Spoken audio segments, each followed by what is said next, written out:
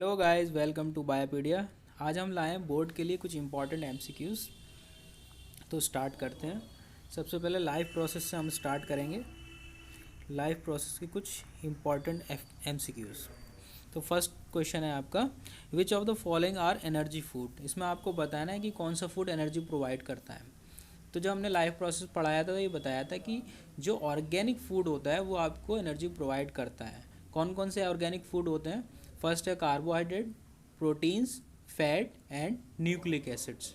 तो आपका जो ऑप्शन दिए हैं उसके हिसाब से देख लेते हैं। कार्बोहाइड्रेट एंड फैट, बिल्कुल सही जवाब। कार्बोहाइड्रेट और फैट जो है आपको एनर्जी प्रोवाइड करते हैं।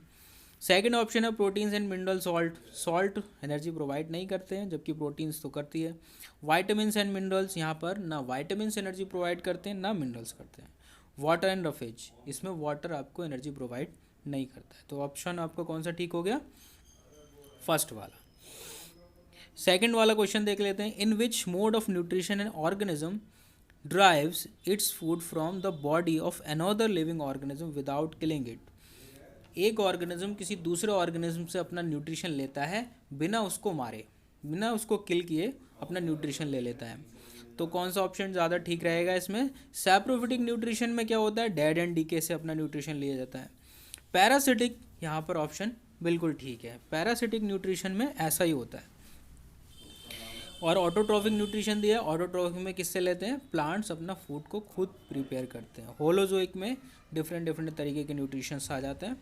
तो ज़्यादा ऑप्शन जो करेक्ट है आपका वो है पैरासिटिक न्यूट्रिशन। आगे चलते हैं।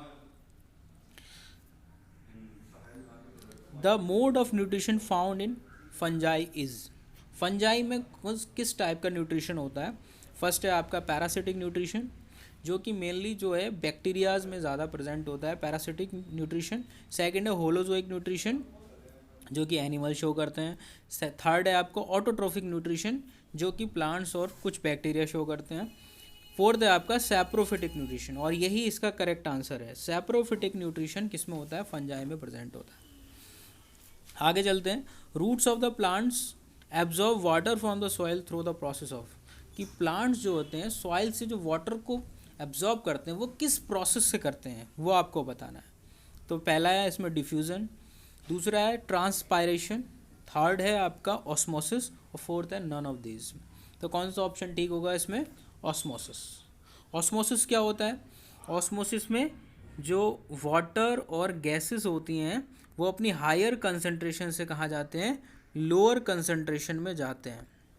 ठीक है, हायर से लोअर कंसंट्रेशन में जाते हैं। इसको क्या बोलते हैं? हम डिफ्यूज़न बोलते हैं। लेकिन जब इसमें सेमी परमेबल मेम्ब्रेन लग जाती है, SPM लग जाती है, सेमी परमेबल मेम्ब्रेन, जो कि प्लाज्मा मेम्ब्रेन होती है सेल की, तो इस प्रोसेस को बोलते हैं हम ऑस्मोसिस। इस प्रोसेस को क्या बोलते हैं? ऑस्मोसिस। इसी ऑस्मोसिस के थ्रू क्या होता है? वाटर का एब्जॉर्प्शन होता है बाय द रूट। ठीक है, तो ऑप्शन आपका कौन सा सही हो जाएगा? ऑस्मोसिस। और चलते हैं आगे। फिफ्थ क्वेश्चन देख लेते हैं आपका। Which of the following events in the mouth cavity will be affected if salivary amylase is lacking in saliva. ये कह रहे हैं विच of the following events in the mouth cavity, कौन सा फॉलोइंग इवेंट्स है माउथ कैविटी का will be affected, जो affected हो जाएगा if salivary amylase is lacking in the saliva. आपके अंदर जो सलाइवरी एमाइलेज है, जो एंजाइम निकल रहा है, वो अगर कम हो जाए तो कौन सा इवेंट्स उसमें अफेक्टेड होगा? फर्स्ट है starch breaking down to sugars. पहले तो ये समझना है कि एमाइलेज करता क्या है। एमाइलेज कार्बोहाइड्रेट को क्या करता है? ब्रेक डाउन करता है। तो स्टार्च क्या है? कार्बोहाइड्रेट है। तो पहला इवेंट जो आपका फर्स्ट ऑप्शन है बिल्कुल सही है। Starch breaking down into sugars, ये अफेक्टेड हो जाएगा। Starch breaking down to sugars. Second option क्या है? Protein breaking down to amino acids. कोई फर्क नहीं पड़ेगा क्योंकि प्रोटीन का ब्रेकडाउन स्टमक में होता है। एब्जॉर्प्शन ऑफ वाइटामिन्स, इस पर भी कोई फर्क नहीं पड़ने का है। नेक्स्ट है fats breaking down to the fatty acid and glycerols. ये आपके मेनली स्मॉल इंटेस्टाइन में होता है और कुछ अमाउंट में स्टमक में भी फैट का ब्रेकडाउन होता है, बट माउथ में इसका कोई इफेक्ट नहीं होगा। तो आपका ऑप्शन कौन सा ठीक हो जाएगा? फर्स्ट वाला, starch breaking down into sugars. आगे चलते हैं। Which region of the alimentary canal absorb the digested food. Alimentary canals का कौन सा रीजन है जो एब्जॉर्ब करता है डाइजेस्टेड फूड को? फर्स्ट है स्टमक, स्टमक में एब्जॉर्प्शन होता है? नहीं होता है। स्टमक में एब्जॉर्प्शन होता है आपका अल्कोहल का और सर्टेन ड्रग्स का, जैसे कि एस्पिरिन। तो स्टमक में आपका फूड का डाइजेशन नहीं हो, एब्जॉर्प्शन नहीं हो रहा है। सेकंड है आपका स्मॉल इंटेस्टाइन, बिल्कुल सही जवाब। स्मॉल इंटेस्टाइन में फूड का एब्जॉर्प्शन हो रहा है। लार्ज इंटेस्टाइन में किसका हो रहा है? वाटर का होता है। लिवर में तो कोई एब्जॉर्प्शन होता ही नहीं है। ठीक है, तो आपका ऑप्शन कौन सा ठीक हो जाएगा? स्मॉल इंटेस्टाइन, क्योंकि स्मॉल इंटेस्टाइन में प्रेजेंट होती हैं आपकी विलाई, माइक्रोविलाइज। सबसे ज़्यादा जो एब्जॉर्प्शन होता है वो आपके स्मॉल इंटेस्टाइन में होता है। सेवन्थ क्वेश्चन देख लेते हैं। The concentration and expansion movement of the wall of the food pipe is called. जो फूड पाइप का जो एक्सपेंशन और मूवमेंट होता है वो कैसे होता है? ट्रांसलोकेशन से होता है, ट्रांसपायरेशन से होता है, पेरिस्टाल्टिक मूवमेंट से होता है, या फिर डाइजेशन? ये आपका ऑप्शन है सी, बिल्कुल करेक्ट जवाब है, पेरिस्टाल्टिक मूवमेंट। ये पेरिस्टाल्टिक मूवमेंट एक तरीके की वेव लाइक मूवमेंट होती है जो जीआईटी में शो होती है। ठीक है, थोड़ा और चलते हैं आगे। Question number 8, the exit of unabsorb food material is regulated by. Unabsorb food material किससे रेगुलेटेड होता है? फर्स्ट है लिवर से, सेकंड है एनस से, थर्ड है स्मॉल इंटेस्टाइन, एंड फोर्थ है एनल इंस्फिंक्टर। और आपका सही जवाब इसमें है एनल इंस्फिंक्टर। एनल इंस्फिंक्टर यानी कि एनस में प्रेजेंट होते हैं। इंस्फिंक्टर का क्या मतलब होता है? इंस्फिंक्टर एक तरीके के वॉल्व होते हैं, समझे? जैसे कि आपके हार्ट में वॉल्व प्रेजेंट है जो एक डायरेक्शन में उसको भेजने का काम करते हैं, वैसे ही इंस्फिंक्टर यहाँ पर मौजूद होते हैं जो कहाँ प्रेजेंट होते हैं? मसल्स में प्रेजेंट होते हैं। किसकी? एनस की मसल्स में प्रेजेंट होते हैं। और इंस्फिंक्टर आपके स्टमक में भी प्रेजेंट होते हैं। तो जो फूड अनअब्जॉर्ब फूड है जिसको हम वेस्ट प्रोडक्ट बोलते हैं, वो किससे रेगुलेटेड होगा? आपका एनल इंस्फिंक्टर से। आगे चलते हैं। What are the product obtain by anaerobic respiration in plants? हमने जब रेस्पिरेशन पढ़ाया था, दो तरीके के रेस्पिरेशन पढ़ाए थे आपको, एरोबिक और दूसरे एन एरोबिक। एरोबिक में आपका क्या क्या बनता था? कार्बोहाइड्रेट बनता था, वाटर बनता था, कार्बन डाइऑक्साइड बनती थी, वाटर बनता था, और एनर्जी प्रोड्यूस होती थी। ये एनर्जी बहुत ज़्यादा अमाउंट में होती थी, 38 एटीपी यहाँ पर मिलते थे आपको एनर्जी। और एनारोबिक रेस्पिरेशन में हमें क्या क्या मिलता था? एनारोबिक रेस्पिरेशन में सिर्फ 2 एटीपी मिलती थी, और 2 एटीपी मिलती थी। ये दो तरीके से होता था।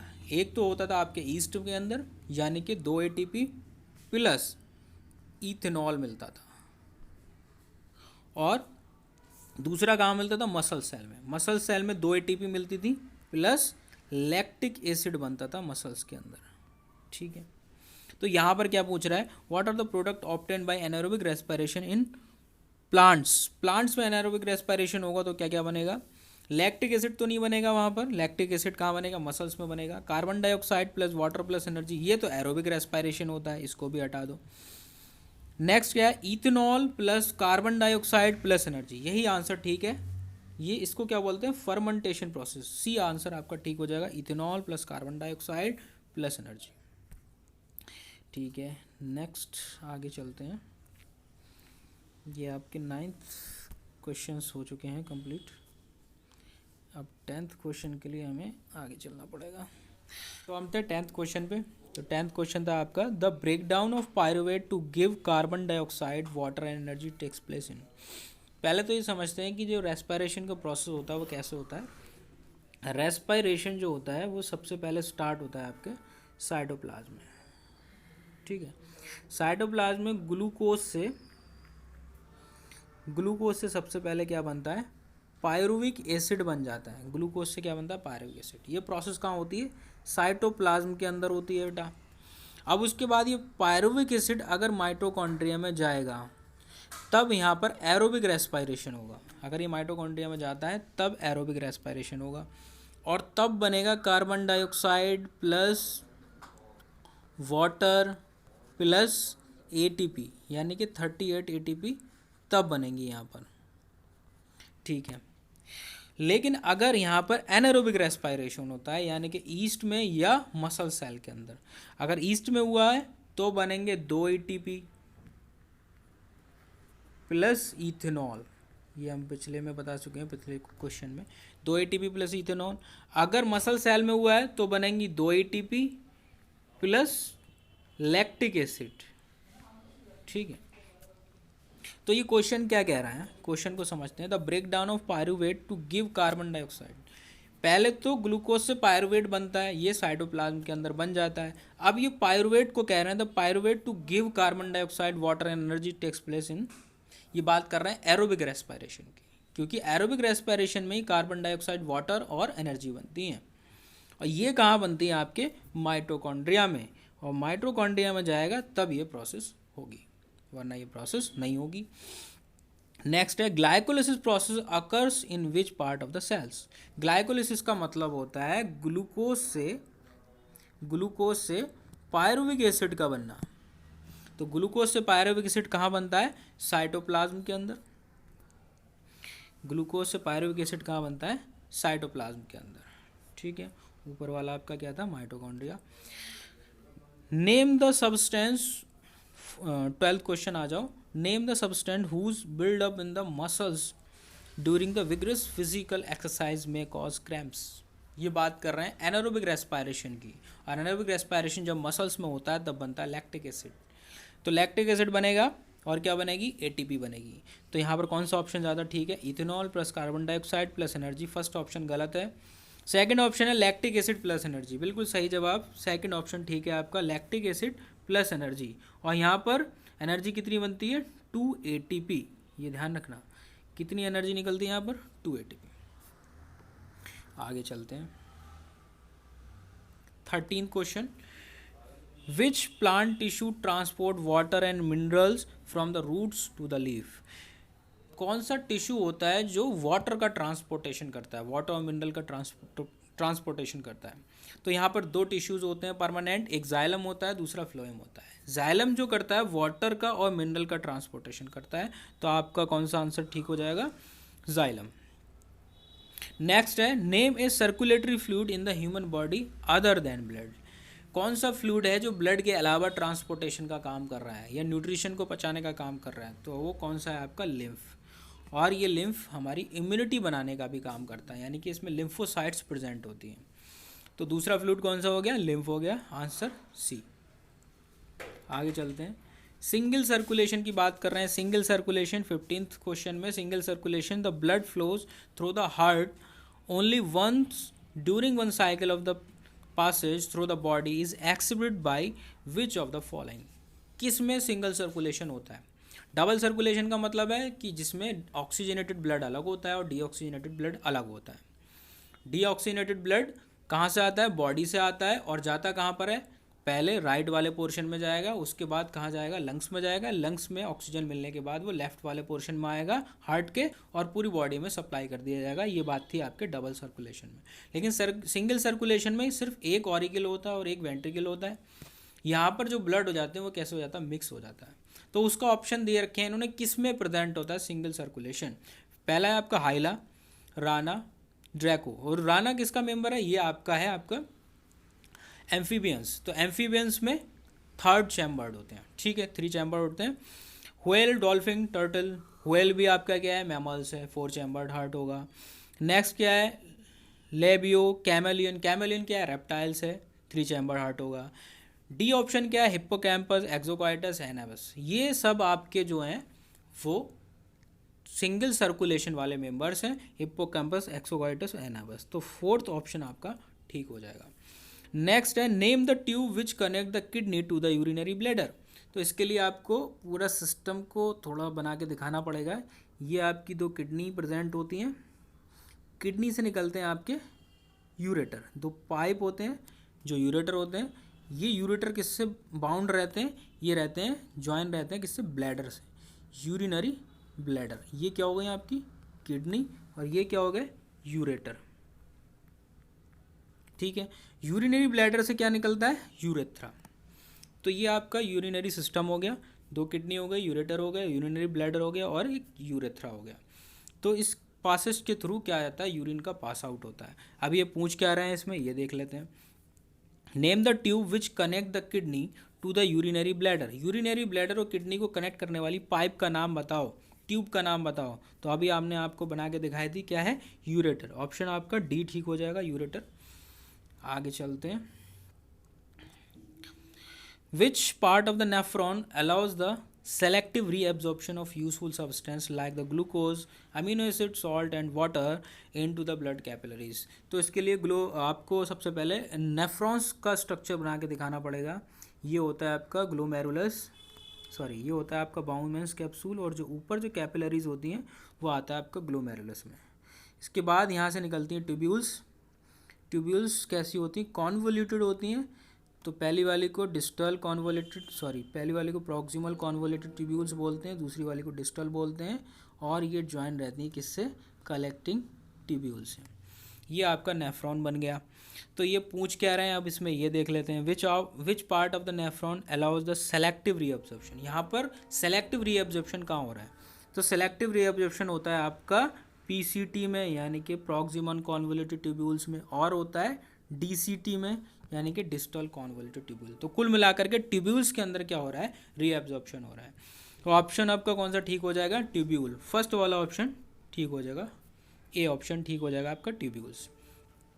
Next, the procedure used for cleaning the blood of a person by separating urea from it is.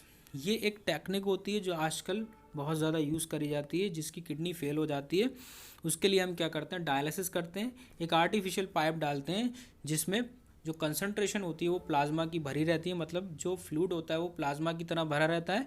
तो जो नाइट्रोजनस वेस्ट होते हैं वो अपने आप ऑस्मोसिस से कहाँ आ जाते हैं, डायलिसिंग फ्लूइड में आ जाते हैं। उसको क्या बोलते हैं, डायलिसिस बोलते हैं। ठीक है, तो ऑप्शन आपको हो गया डायलिसिस, ठीक। नेक्स्ट है 19th question, which is the correct sequence of the body parts in the human alimentary canal. Sequence पूछ रहे हैं फूड का, कहाँ से कहाँ तक जाता है। सबसे पहले माउथ में आता है, माउथ से फिर कहाँ आएगा, ईसोफेगस में आएगा, ईसोफेगस से कहाँ जाएगा, स्टमक में जाएगा, स्टमक से स्मॉल इंटेस्टाइन, स्मॉल इंटेस्टाइन से लार्ज इंटेस्टाइन। तो कौन सा ऑप्शन ठीक है, सेकंड, यानी कि बी वाला ऑप्शन आपका बिल्कुल ठीक है। माउथ से ईसोफेगस, ईसोफेगस से स्टमक, स्टमक से स्मॉल इंटेस्टाइन, स्मॉल इंटेस्टाइन से large intestine. Next 20th question, identify the correct path of the urine in the human body. Urine का करेक्ट पाथ पूछ रहे हैं, तो कहाँ बनता है ये, किडनी के अंदर। किडनी में नेफ्रॉन्स प्रेजेंट होते हैं। तो किडनी से कहाँ जाएगा, यूरेटर में जाएगा। किडनी से कहाँ जाएगा, पाइप में, यूरेटर में। यूरेटर से कहाँ जाएगा, यूरिनरी ब्लैडर में। ब्लैडर से कहाँ जाएगा, यूरेथ्रा में। तो कौन सा ऑप्शन ठीक है, फर्स्ट वाले में किडनी टू यूरिनरी ब्लैडर गलत है, यूरिनरी ब्लैडर टू यूरेटर गलत है, सेकंड वाला भी। किडनी से यूरेटर, यूरेटर से यूरेथ्रा बिल्कुल गलत है। डी ऑप्शन, किडनी से यूरेटर, यूरेटर से यूरिनरी ब्लैडर, और यूरिनरी ब्लैडर से यूरेथ्रा। फोर्थ ऑप्शन ठीक है, डी वाला आपका, किडनी से यूरेटर, और यूरेटर से यूरिनरी ब्लैडर, और यूरिनरी ब्लैडर से यूरेथ्रा। तो ये आपके 20 क्वेश्चन हो गए आपके। अब नेक्स्ट वाली वीडियो में से आगे कंटिन्यू करेंगे। Thank you so much.